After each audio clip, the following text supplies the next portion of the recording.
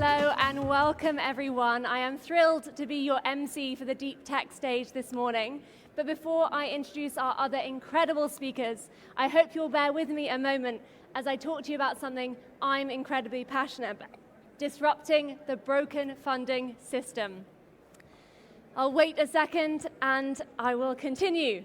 So, my name is Hattie Willis, and I'm the founder of a company called GuessWorks. We teach startup skills to founders through accelerators, universities, and some very brave corporates willing to cannibalize their own current businesses. I'm also the founder of IfWeRaise, but more on that later. And I'm the host of a podcast called Not My First Guess, where we interview entrepreneurs of all stages, from fresh founders raising their first funding through to serial entrepreneurs with multiple exits. Our goal is to help other entrepreneurs feel a little less alone in the brutal system of testing their idea, trying to get traction, and trying to prove the business model to themselves and to investors. The reason I want to talk about how broken the funding system is today is that I'm incredibly passionate about this idea. Entrepreneurship has the power to be an incredible leveler. But it also has the power to reinforce existing inequality and inequity. So what are the broken bits that I want to talk to you about today? This is Nicola, a friend of mine who was recently fundraising for her first startup. Fundraising was going well. She had a lot of interested investors. In fact, enough to fully commit her pre-seed target. But she couldn't close the round. Why? Well, like a lot of founders, she couldn't find a lead investor, someone who was willing to put their reputation on the line and for others to follow. She couldn't find them because maybe her university wasn't one they recognized as a shortcut for brilliance. She hadn't worked in high-growth startups. And ultimately, she didn't have anyone within the startup ecosystem to do a warm introduction and lend their trust to her credibility. So how did Nicola get her funding? Well, in what could be a tale from Charles Dickens, she went to a wealthy aunt, a benefactor, who luckily for her asked only, how much do I need to invest in order to be taken seriously as a lead investor? Oh, to have that aunt. With a £40,000 check burning a hole in her pocket, Nicola was able to close the funding round. But how many of us have someone in our families or our friends who can lend us thousands of pounds, however much they love us? Jay, on the right here, is an incredible founder, but he doesn't come from a wealthy background. In fact, his way into entrepreneurship was to try and encourage and enable other founders who wouldn't have a chance.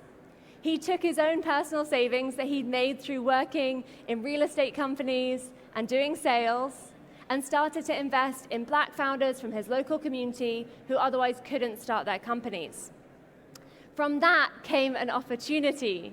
The NFL were really interested in the insights this community had to offer, but it needed a little bit of startup capital to realize. So where did Jay's first investors come from?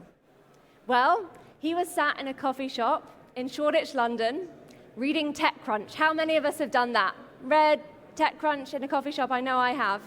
Unfortunately, unlike Jay, I didn't have someone sat next to me at the time who turned and asked if I must work in the startup ecosystem.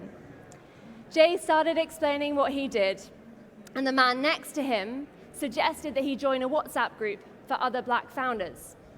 Through that WhatsApp group, Jay went on to meet his first investors, who then recommended Jay to friends of theirs. These friends put in a check without ever meeting Jay because they had the trusted word of someone who vouched for him. It's an incredible story, but the challenge I have when I try and teach founders how to get funding is it's not repeatable. We can't predict who is sat next to in coffee shops. Jay and Nicola were lucky. Their stories go against all of the statistics. In 2020, in Central Eastern Europe, 1% of funding went to female founders. The US, meanwhile, did have a record-breaking year for investing in women. a whole 2.8% of their funding to female-founded teams. The UK does fare a little better. While all male teams got 84% of the funding, nearly 5% of all female teams got some funding. So, great stats there. Meanwhile, from a race perspective, the picture is also dire. Of 2009 to 2019 funding in the UK, 76% went to all white teams. 0.24% went to black-founded teams. 0.24%. That's not even 0.25%. And we know that any intersection of identity makes this challenge bigger. Black female founders in the UK in the same period, 0.02%. One black female founder raised Series A in that time, in a decade. But we've been talking about this for a while, so surely it's getting better. I know we want some optimism. And the truth is, it is getting a bit better. The fact that there are so many talks at this very summit on racial equity, on backing female founders, is a step in the right direction. We're gathering data, we're shouting about it, and incredible innovators are launching initiatives all the time to support underrepresented founders. But we cannot afford to rest on the myth that we are on an inevitable march towards equality. This quarter that's just passed, quarter 3, black founders in the US raised less than 0.5% of funding. Their funding was down from the same quarter in 2021, from $1.1 billion then to $187 million now. We can't afford to assume that the work being done will just inevitably take us forward. Meanwhile, in the UK, we're already starting to see talk of how recession disproportionately impacts women. And in some sectors, we're actually seeing the gap widen, fewer women proportionally getting funding, for example, in fintech. We need to disrupt the system irreversibly. One part of the system I've been thinking a lot about lately is the very start. Founders like Jay and Nicola, but who aren't so lucky.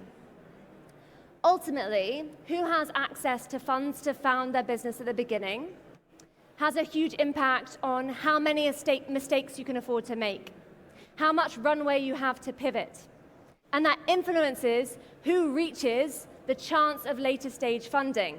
That is, of course, assuming you can get in front of a VC who doesn't assume you're less capable because of your gender or your race.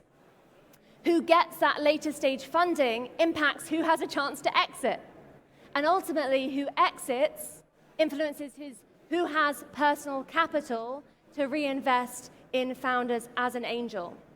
And we know, and I understand why, angels typically invest in founders from their network because they know them, they have a trust. Early stage funding is incredibly risky. You're backing an individual with so few data points. It's natural that you want to back someone you know. But the loop just continues. We have made some strides to democratize who can invest. For example, crowdfunding allows anyone to invest in founders who are building for their community with as few as a few euros. There is also innovation happening to change who has a seat as an angel or a VC. Odin, for example, is making it easier for angels to invest smaller tickets because they can group together in a syndicate, and that means you don't need as much capital in total in order to be able to create a compelling portfolio. Andy Ayeem in the UK is someone to watch. He is doing incredible work with the Angel Investing School to encourage people from more diverse backgrounds to get into angel investing. And included VC as an initiative to bring more minority groups into positions at VCs. There's still a lot of work to be done. We know from the stats that even if you can get a junior position in a VC, it's hard to rise to a GP. And even if you get a GP position, we know that fewer women get carry as GPs than men. So there's still big changes that need to happen here.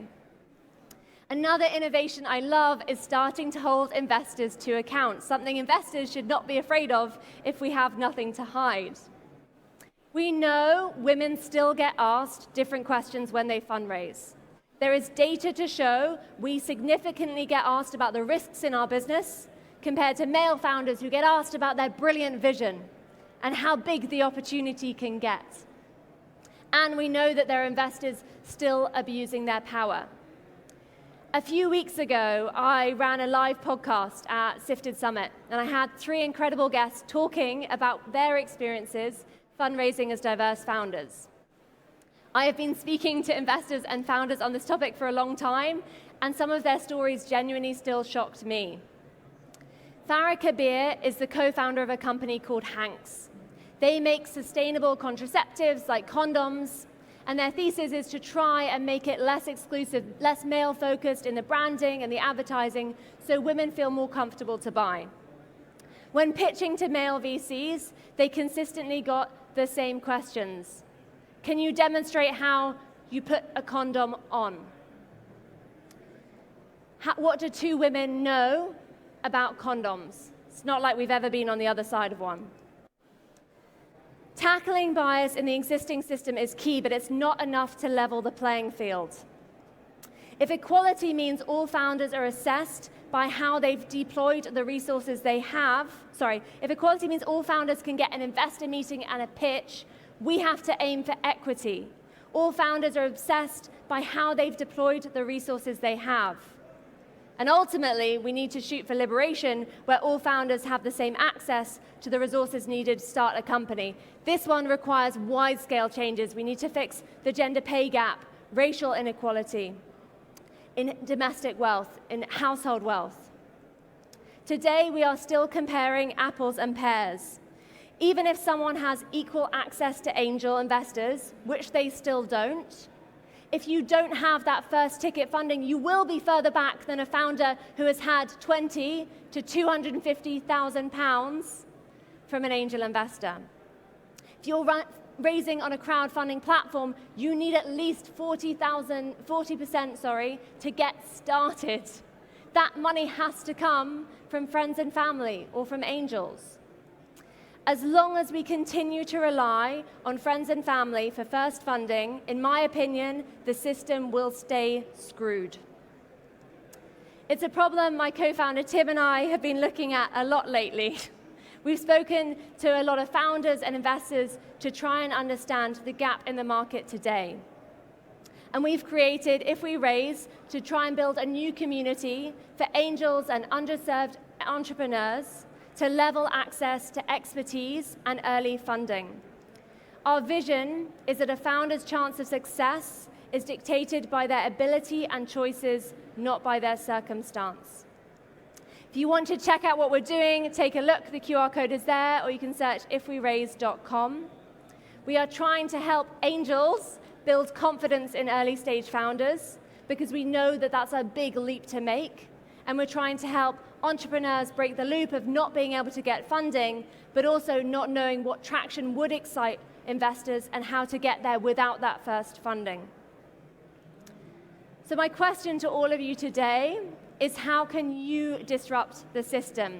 If, like me, you buy into the fact that it is broken, and if, like me, you buy into the fact that the right thing to do is to fix it, then we all need to take a part. This problem is so messy and tangled, it requires all of us to take different parts of the value chain, to tackle it from different angles. I was tempted today to bring you a lot of data on the business case for why you should think about investing in more diverse founders. But I recently read an article that pointed out how dehumanizing it is to keep talking only about the business case, only about founders through their profitability. And compounding that, the fact that that opportunity, that extra added value, only exists because there has been oppression of marginalized people. So I challenge you today not just to look for the business case, that if it gets you over the line, I'm okay with it, but also to look at what you can do in the system because you believe it's the right thing to do. If you want to be shocked and listen to a lot more stories on what diverse founders go through when fundraising, the latest episode is up. on my podcast, Not My First Guest. Do go and check it out. Or if you just want to learn from other founders' stories, please do join. I'm going to come back on stage in a moment to introduce our next guest, but give our team a little bit of time to set up. So do take a breather, but stick around. We have some incredible talks coming for you today. Thank you for listening. Please do try and take part of that system and break it. Thank you.